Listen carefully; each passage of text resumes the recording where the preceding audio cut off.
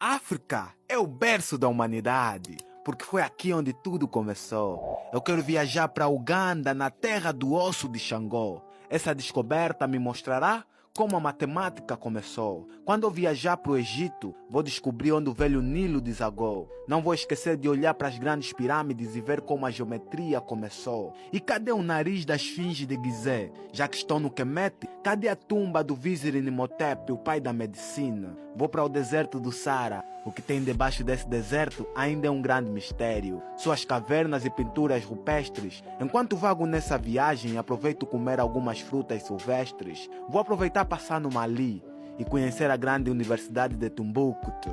Aproveitar estudar como a astronomia começou. Quero conhecer o povo Dogon. Quero ir para a Nigéria e navegar nas canoas de Obi. Ir para a Etiópia e estudar sobre as origens das religiões. Agora vou escalar as grandes montanhas. Quero subir até as terras divididas por rios.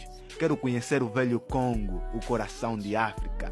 Conhecer a essência dos verdadeiros bacongos e suas maravilhas nas artes plásticas. Cadê a cabeça que saiu dos grandes lagos e partiu para uma viagem para o céu? Com choros e brandos, quero conhecer o povo Bantu. Agora que estou no cume, quero conhecer a misteriosa floresta do Mayombe.